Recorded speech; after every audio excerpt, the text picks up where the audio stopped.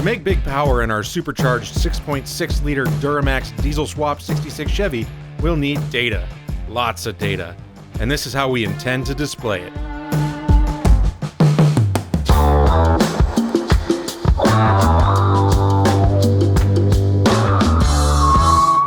Banks built, protected by AMSOIL. With support from Roadster Shop and Nitto. All right, guys, we're rolling along on LokJaw. We're doing all kinds of custom work.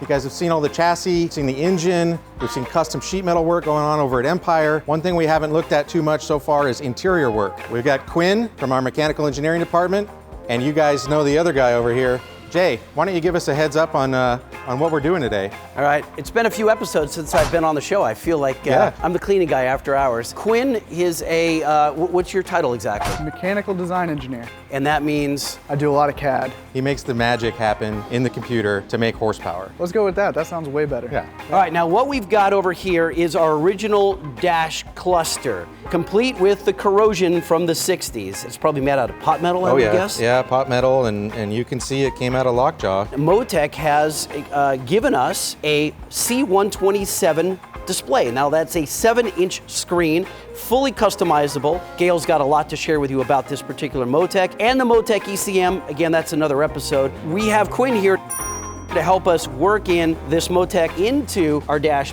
without looking like we just plunked it in there. So what's the plan, Stan? Now I've already brought that into SolidWorks here, and I've already... Is that a fuchsia? Is that a bubblegum pink? Probably a cherry blossom red. Ooh. Oh, I used to work for Sherwin-Williams. All right, you know the paint code even. So this is basically just a replication of the factory stuff. When you bring in your MoTeC here, it doesn't fit too well. No. Like we saw. That is a nice CAD model though. So what I'm thinking is that these old trucks, they had flowing lines. They weren't like the Cybertruck, right? With harsh edges. So what I think that we need to do is recess the MoTeC C127 into the cluster, but bring like little bezels that come up, not a bezel, what's the word I'm looking for? Comes up organically to it. Bezel. Transition, yeah, Transition. you get to fill it. You know what is like a skateboard ramp? You know, like a quarter pipe. Do a kickflip, bro. And the same thing for the iDashes, where we meet the side of the bezel. That's what I'm thinking, right? Yeah. Now we don't want to keep all of that depth, right? We want to kind of bring that out. Are you talking about getting rid of this distance here? A little bit of that and a little bit of back here, right? So this is pretty much factory. We want to bring that out a little bit to meet that. I think so. Let's lay it out this way. Let's lay it out brought forward a little bit, back a little bit, copy and paste and edit a little bit, and without too much detail in there, so you're not sitting there all night long doing CAD. Ask me how I know. And we'll take a look at it and we'll start to get a feel for what works and what doesn't. So Jay, we've got this badass MoTeC. What is going to feed this screen? You like that setup? Matt, I need you to set me up so I can tell everyone that we're pairing it with an M142 ECM from MoTeC. Nailed it. Oh my God. The cats in Australia are going to help us customize it, and down to the graphics that are on, how we program the LEDs on the top and the sides. We're going to make the look and feel match our iDashes and the gauge cluster and the look and the feel of the truck. Which the original is 0% customizable. Super, super stoked on our relationship with MoTeC. And then what follows that up? Smoky burnouts. Smoky burnouts. This is where we get to work making this whole structure look really organic, I think. I'll get to work on that. I'll come back to you guys with a few different options and we can see what we like. We don't have too long for SEMA, so get to it. All right, this is where we check in with Quinn in a couple of hours. Yeah. Or days, whatever comes first. Okay, this looks like the old Chevy dash. Certainly ugly enough. All right, Quinn, I've got the old 66 Chevy dash here for LokJaw. That's the one. And I understand you're going to do something a little more attractive than this. That's right, Yeah. Yeah, I think we can bring the style up a little bit. Yeah. Yeah. We want to stay with the era, but not with the ugliness. Definitely. Let's unugly, the de-ugly it. Definitely. So, you've got, looks like 4 layouts. That's right. So I got 4 styles that I just did some rough modeling on so we can get an idea of where we want to go with this aesthetically. We've got the MoTeC screen. That owns the center of the instrument panel. I'm going to need probably one of those 4 iDash layouts, and one in the lower right corner. Let's bring that full screen. Let's start with that. So what I'm thinking here is the MoTeC will read everything that's conventional, as will the iDash super gauges and DataMonsters. What I want to do here is the stuff that MoTeC can't read are calculated values. And since this is a kind of a unique setup in terms of supercharger on a diesel, you don't see a lot of that. That went out with the old Detroit two-strokes. I mean, what fool would supercharge a diesel when you've got turbochargers, you know? Right. But it is a badass look. Absolutely. And I think this Whipple blower is going to be quite efficient. So I'm hoping to get boost levels of nominally 30 psi and then just intercool the living hell out of it. So I like this 4-gauge layout. This is a good starting point. Perfect. It's kind of organic the way you've gone around the instruments there. We've got to put it into the context of where that thing used to live. You could do anything and not be as ugly as that. But maybe we're doing a little too much here. I think it's a little too romantic for this old truck. But I like the layout of the instruments themselves. I like the feel of that. I want to evaluate the entire induction system. I want to follow the air density from ambient, what the truck's driving through, which is what you've got to deal with in a naturally aspirated situation. That's all you get. So since we're supercharging, we start with the ambient air density, and that'd be temperature, pressure, and humidity. So we'll put an air mouse in the nose of the truck behind the grill, but in front of the heat source, the radiator, and all that jive. So it's getting ambient air, and as the truck goes faster, it's getting the ram pressure of the ambient air. So the density there goes up.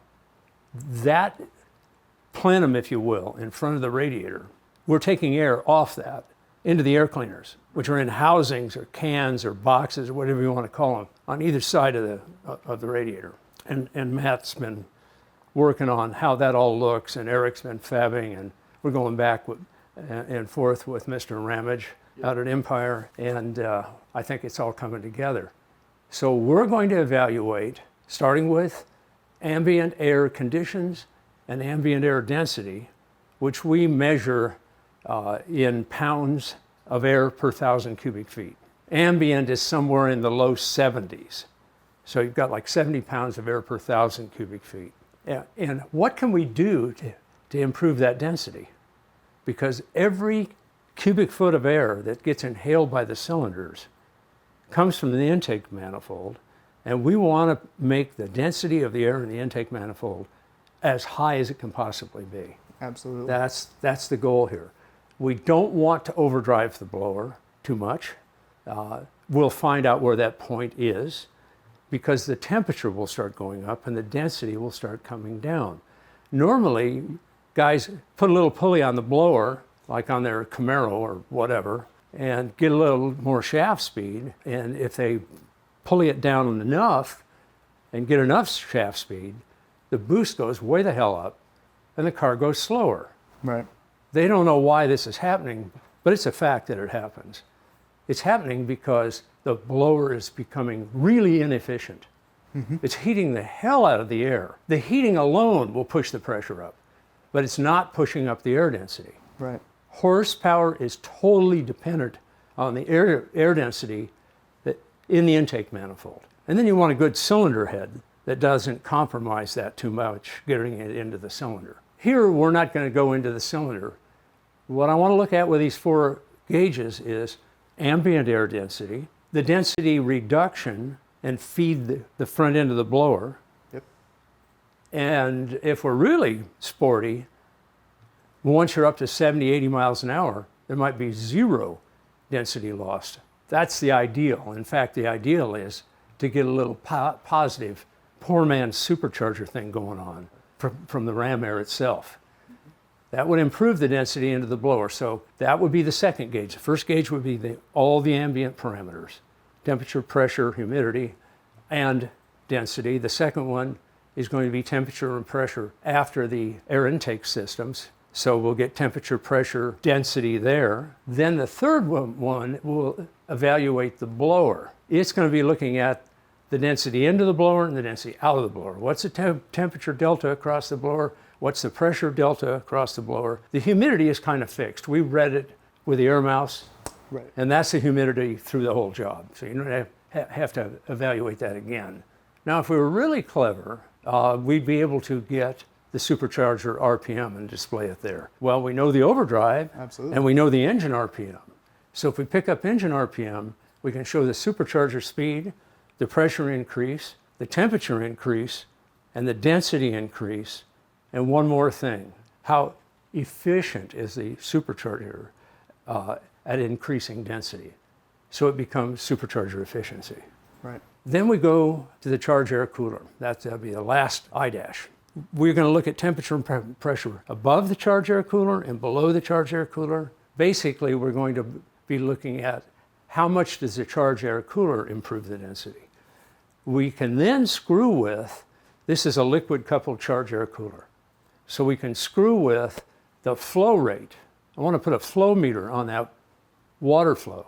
I want to watch how that impacts the efficiency of the charge air cooler. A lot of guys do charge air coolers, and then they've got the little Jabsco bilge pump or something that does 3 gallons a minute. They don't understand you got to dissipate a lot of intake air energy, takes a lot of liquid flowing through the heat exchanger. Yep.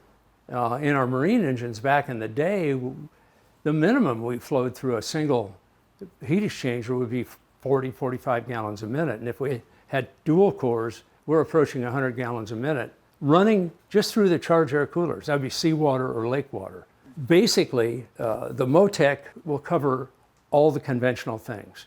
RPM, speed, vehicle speed, oil pressure, the water temperature, the normal things. The iDashes really shine. They'll do everything that could be on that big screen. Those are called PIDs. So what does PID mean? A PID is a parameter ID. That's a common term that guys that sniff the OBD connector with their device, all those PIDs in a stock vehicle are on that OBD connector. We don't have an OBD connector in this vehicle, but we still have PIDs. And those will be coming out, if we need some, those will be coming off our own sensors, or they'll be coming off what flows into the MoTeC screen. Yeah, we can use both Yeah. to generate the parameters that we want to display. Right. I think in some cases, we'll use some of our modules and sensors, et cetera, to evaluate this supercharging system. Absolutely.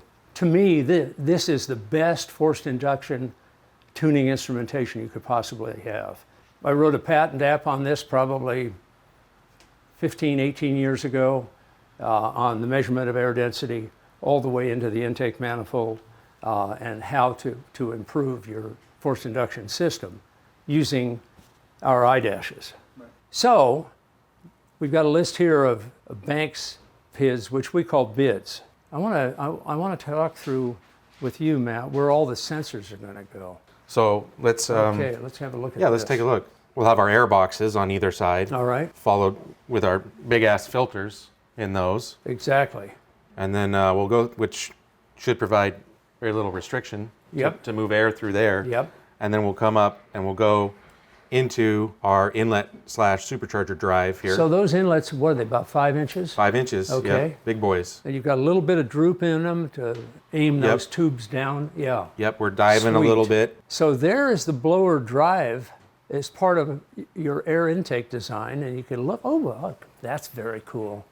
That's the front of that impeller. Sweet looking. So we're taking The entire front face of the blower is an air intake. Yeah.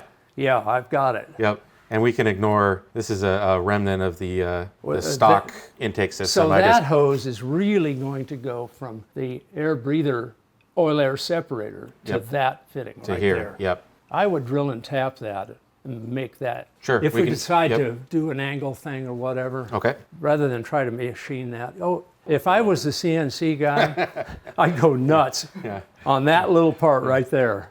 What's this? Wait a minute. What's that guy right there?